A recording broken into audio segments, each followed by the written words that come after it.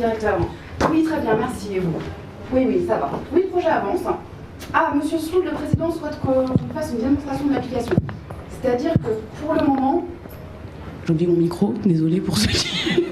Vous m'entendez sur le micro ou pas? Oui. Pas la caméra. Ouais, c'est filmé.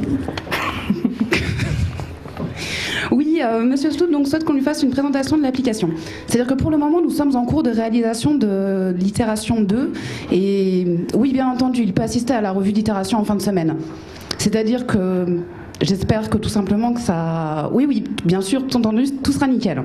Je fais le nécessaire, monsieur le directeur. Zut, il a raccroché. Voyons où on en est de cette itération.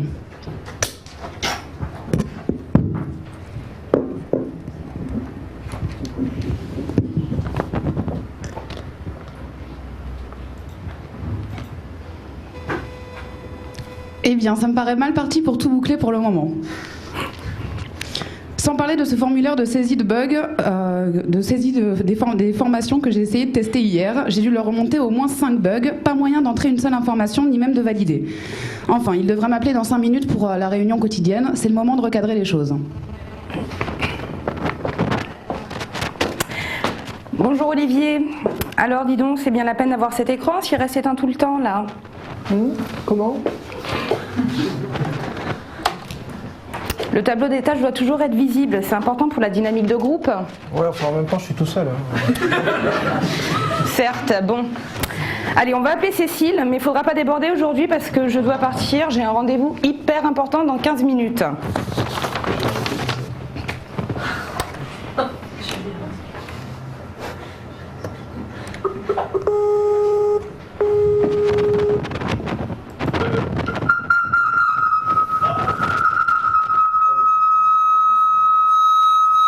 Ouais, tiens, là, ça. Faut laisser tomber ce cahier, je crois.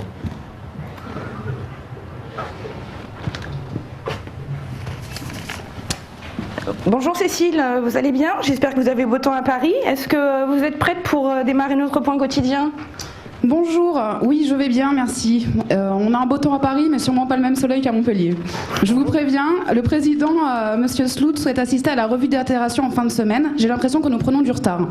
Je n'ai pas réussi à tester le formulaire de formation. Oui, alors j'ai regardé un petit peu, j'ai pas très bien compris. Concernant le bouton d'envoi du formulaire, chez moi ça marche. Bon, ce que je vous propose, c'est d'éclaircir ça à la fin du Scrum Meeting. Cécile, est-ce que vous visualisez le Kanban de l'itération? Oui, c'est bon, je suis prête. Bien, alors, Olivier, qu'est-ce que tu as fait hier? Alors hier, j'ai travaillé sur le CSS, sur l'impression PDF. Hop là. Hop là. D'accord. Voilà.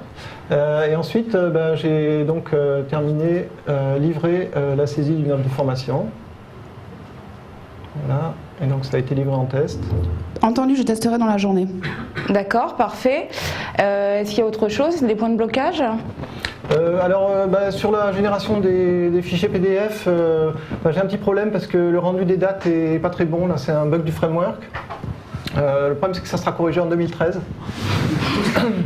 Et puis j'ai identifié 2 tâches aussi pour stocker les fichiers sur le serveur. Et ça va prendre du temps en plus, ça?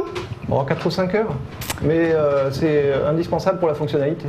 Bon, ça devient un petit peu compliqué de boucler l'itération. Donc Cécile, est-ce que vous voyez des stories qui seraient moins prioritaires? Non, pas du tout. Tout ce qui reste est prioritaire. Alors on va essayer de trouver une simplification quelque part, voyons.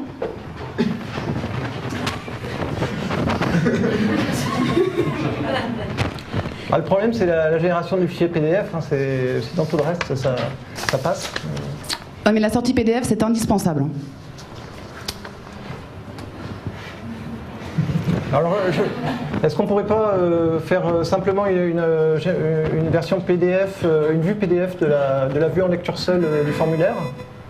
C'est encore une chose à développer, ça?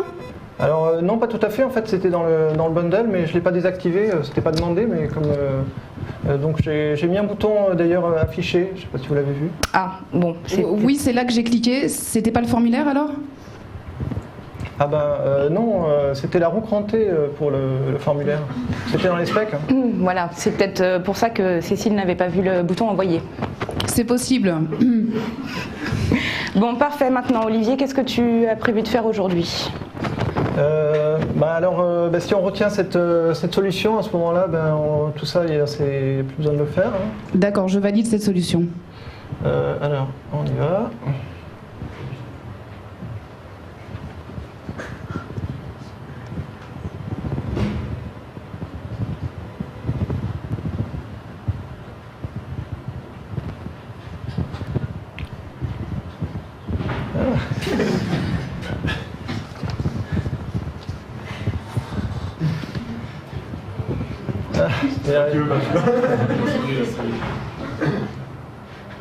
Yes. Voilà. Et ensuite, je vais m'attaquer à la visualisation des formations en promotion. D'accord.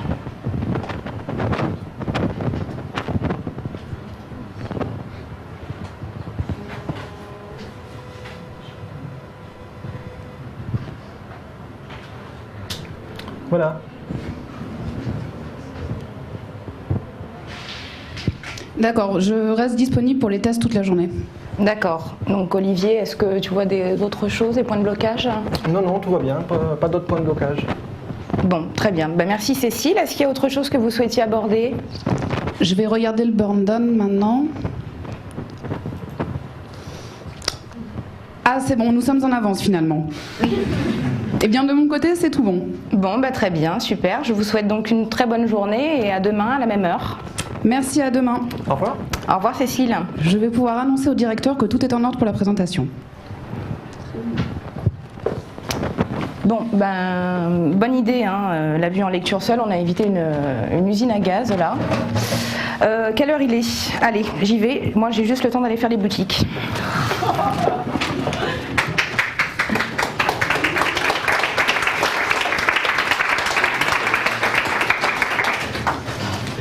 Merci. Donc voilà, je ne sais pas ce que ça vous inspire. J'avais des... J'ai pas bien compris si c'était le bon exemple ou le mauvais exemple en fait. C'est un bon exemple. On a essayé de prendre des éléments de la réalité, effectivement. Après, c'était très... Et le jeu, un peu pour donner une intrigue, sans trop forcer sur les types de défauts qu'on rencontre souvent, mais tout n'est pas parfait dans le monde agile. Je ne sais pas si quelqu'un a des... Oui. Donc ouais, c'est pas une question, c'est plutôt... moi j'ai une formation de développement, donc... Bon, je me sens pas tout à fait comme un développement maintenant, mais on va dire que quand on nous remonte des problèmes, la plupart se sentent pas forcément concernés, mais parce qu'on leur fait pas sentir forcément que vu qu'on voit pas le client, on voit pas l'utilisateur final, forcément on se sent moins concerné, mais bon, il y a un peu de tort des deux côtés, et ça dans les Daily Scrum, ça se ressent pas mal, je trouve. Oui. Alors effectivement, cette initiative aussi, elle vient aussi d'un vécu. Moi, je travaille chez iOcéan, donc société de services Montpellier-Rennes, dont les clients sont à Paris. Donc on a souvent la problématique d'avoir un product owner ou un client à distance. Et c'est une problématique donc on adore les tickets. Moi, les post-it, ils ont changé ma vie, j'adore ça, je ne veux surtout pas les supprimer, mais effectivement ça pose un problème parce qu'ils ne sont pas visibles par le client, donc il y a une perte d'informations au moment du Scrum Meeting. Je ne sais pas si ça rejoint votre réflexion, effectivement.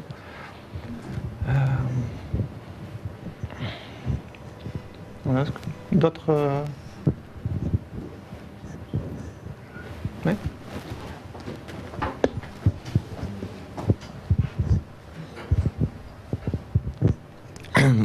C'est pas une question, c'est plus une réflexion. En fait, chez ITK, ce qu'on a fait, c'est que le product owner n'assiste pas aux réunions journalières. Voilà, tout simplement, ça évite justement les petites remontées trop précoces avant que le dev soit réellement fini. Ça évite tout un tas de problématiques. Ouais. Enfin, ok, c'est votre choix. Je suis pas sûr que ce soit le lieu de débattre de ça. Moi, ça m'évoque un peu la politique de l'autruche, mais bon. Par des remontées de bugs, j'ai arrêté de demander aux utilisateurs de tester. Ouais, voilà. Tu développes plus aussi. Pas de bug.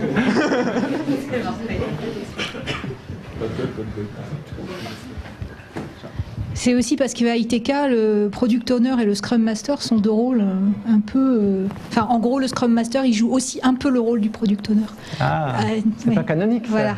Du coup, non, c'est un peu particulier. Et du coup, mais c'est vrai que par contre, quand il y a des choses importantes, enfin moi, du coup, c'est moi. Voilà. Et quand il y a des choses un peu problématiques, je les remonte au moment du stand-up meeting. Ok, mais du coup, ça fait un rôle de relais. Là, Voilà. on va favoriser C'est l'interaction directe. Ouais. Donc, interaction directe, voilà, c'est un petit peu au cœur de cette vision Oui. des choses. Tu voulais rajouter quelque chose? Allez, je ne sais pas si d'autres sujets. Oui, Ouais. allez-y. C'était. Bonjour. C'était caricatural le fait d'utiliser une Kinex, style on utilise des dernières techno et tout ça, et c'est pas forcément pratique en fait. Alors, oui, bonne question, oui, tout à fait. Tout à fait. Non, mais Super c'est marrant. pratique. Alors, je me suis un peu raté aussi, j'étais un peu fébrile, mais non, alors clairement, non, le but c'est pas du tout de faire des choses techno, etc. Bon là, ça paraissait un peu amusant de le présenter parce que ça avait un intérêt scénique. Non, tout à fait. Donc en fait, pour ce qui a amené aussi cette présentation, c'est un travail qu'on a fait chez Océan. Enfin, c'est un stagiaire qui a travaillé sur la question pour débroussailler un petit peu les différents types de solutions qu'on pouvait mettre en œuvre pour arriver à travailler à distance avec des personnes, mais tout en gardant le management visuel, l'aspect management visuel. C'est-à-dire que les deux éléments clés, c'est le fait d'avoir une équipe devant un Kanban avec le fait de manipuler. Le geste est très important. Et également, donc c'est une autre chose qui est importante, qui apparaît un petit peu en négatif dans la pièce, c'est le fait d'avoir en permanence le Kanban sur le lieu du développement. Donc c'est ces éléments-là qui sont clés, qui ont de la valeur. Après, la techno, peu importe. Aujourd'hui, il y a plein de solutions. Il est clair qu'avec un écran tactile, ça serait bien plus pratique. Et en plus, sur un aspect tactile, je pense que ça serait mieux. C'est simplement plus cher. Vous pouvez avoir aujourd'hui, il y a d'autres solutions qui existent. Vous avez des rétroprojecteurs qui sont très bien fichus, qui permettent de reconnaître la geste de la main. Et vous avez aussi d'autres solutions qui aujourd'hui sont présentées. Alors c'est émergent, hein, je suis pas sûr qu'il y ait des solutions vraiment très, très pratiques, mais où on n'utilise pas des post-it, mais on imprime des tickets par tâche avec un QR code, et il y a une caméra qui est en permanence devant le tableau. Donc du coup, l'avantage c'est qu'on a un tableau physique, mais qu'on digitalise l'information et on détecte les changements. À la limite, c'est pas voilà, ce qui me semble important de garder, c'est penser management visuel, communication directe. Ouais. C'est qu'avoir effectivement des équipes à distance pour se retrouver tous devant un écran manipulé avec la souris, ça oblige une personne à rester devant l'écran ou sur une table. Et là, tout le monde peut rester debout devant le tableau. Ceci dit, la Kinect est assez bluffante. Alors, effectivement, ça peut être un apprentissage.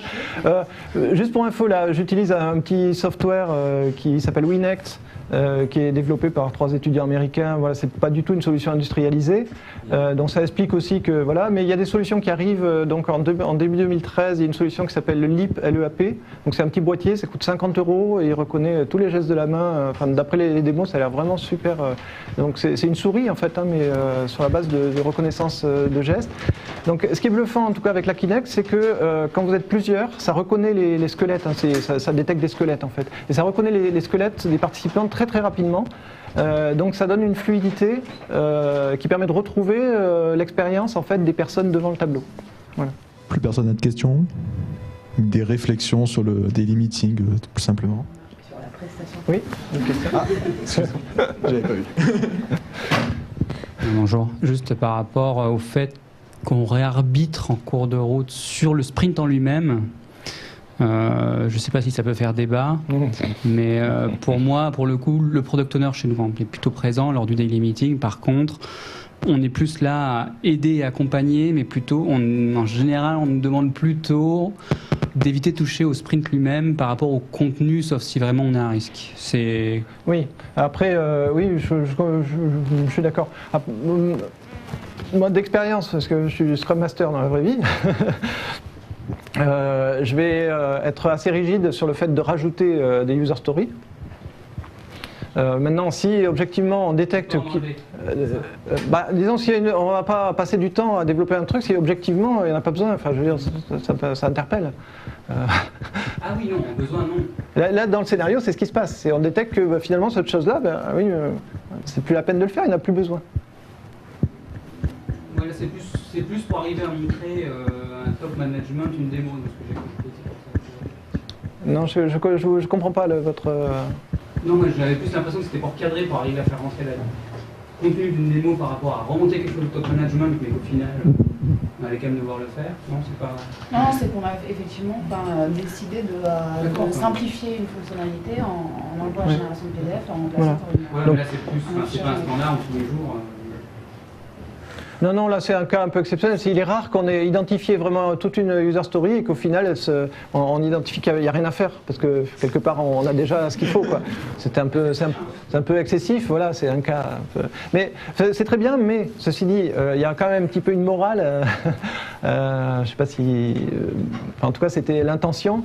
La morale dans l'affaire, c'est que c'est bien... la solution vient de la technique. C'est-à-dire c'est le développeur qui identifie qu'il y a une solution qui permet d'avoir un raccourci et de gagner du temps. Et c'est dans cet échange avec le product owner qu'on arrive à trouver, identifier un problème, trouver une solution et la valider dans le cadre d'une chose très courte. Mais pour moi, ça se fait plutôt en réunion de planification. C'est là qu'on discute vraiment de la portée des histoires, de leur utilité. Enfin, c'est là qu'on discute. Oui, il y a une limite après dans le. Oui, voilà, non, mais je suis d'accord avec vous. Normalement, ce genre de problématique, effectivement, on devrait pouvoir la détecter en phase de planification. J'en suis tout à fait d'accord. D'accord. Voilà. Non, mais il peut y avoir des accidents de parcours. Hein. Il peut y avoir des choses qu'on détecte plus tard aussi. Oui, régulièrement même.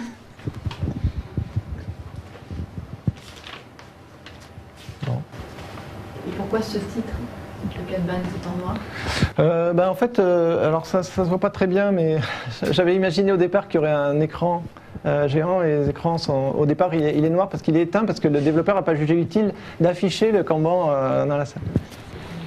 C'est tombé un peu à plat avec un écran blanc. Le Kanban était blanc. Ça dépend des jours. Voilà. Voilà. Pas d'autres questions? Très bien. Écoutez, je vous remercie beaucoup. Merci.